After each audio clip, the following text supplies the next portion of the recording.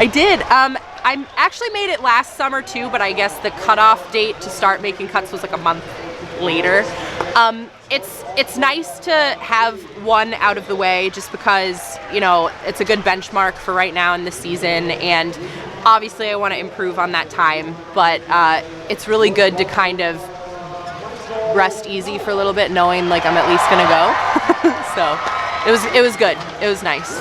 10 years ago there wasn't really a big weight put on dryland training and, you know, like cross training and things like that. You know, back when I was 16 it was like pool work, it was lots of yardage, it was lots of water work, and you know, I didn't do dryland hardly at all when I was going into the first Olympics. And now, like, I guess the biggest change in my training is I have a personal trainer that's outside of the water, and we're really working on, you know, having me be in shape, not just in the pool, but on land as well.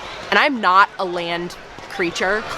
I fall over my own 2 feet. So it's been an interesting change, and you know, now there's a lot more weight put on underwater swimming, like underwater dolphin kicks and things like that I wasn't used to 10 years ago, and it's a very different sport. And I think, you know, it's great that we have these Grand Prix now where, you know, there's money and things like that, and it keeps it so that older swimmers can keep going, because now we have a way to kind of make a living where we didn't 10 years ago. I still hit between like 6,000 and 8,000 a practice. But it's, you know, some days it's long and aerobic, you know, lots of pulling, lots of long kicking, lots of slower aerobic work, and that's usually like around 8,000 yards.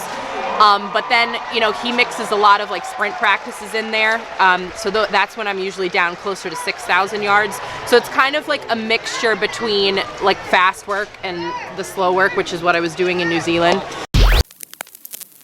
Especially watching her break the American record a couple days ago, it's really good to know that, because she's not that much older than me, she's only like 4 years older than me, so it's still good to like have somebody around that's improving at her age. It kind of gives me hope that like I can still do it. Even though I'm more on the high end of it now, I still go through lows constantly. Like Charlotte last month was really, really hard for me mentally, just because anytime I come to a meet like this, obviously I want to perform well, and it's even though, you know, Alex, my coach, was really like, this is okay, this is where we're supposed to be, your body's going through a lot of changes, you're building muscle in some areas, we're still dropping fat in some areas, and he's been really instrumental in kind of keeping my mindset positive.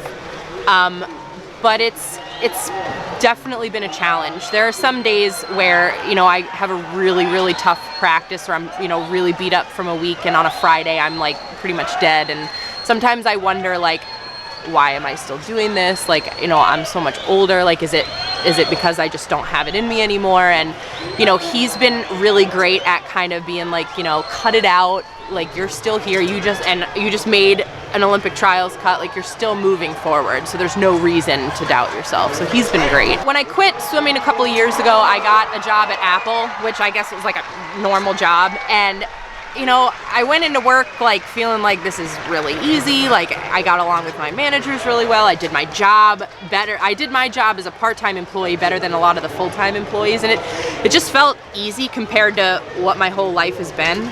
So it's pretty cool seeing, you know, all the work that I do here translate into the real world.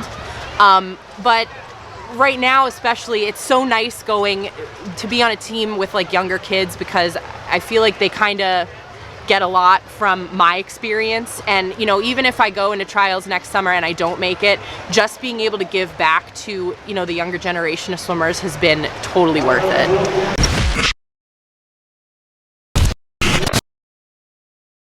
What inspired the move to New Zealand? I just kind of wanted to change. I've always known that I wanted to work in swimming when I was done competing, so I was kind of looking around for coaching jobs, and because I knew the guy and it was like a different country and it was like, you know, really exciting, and I'd never really gotten to, you know, study abroad like a lot of college kids get to do.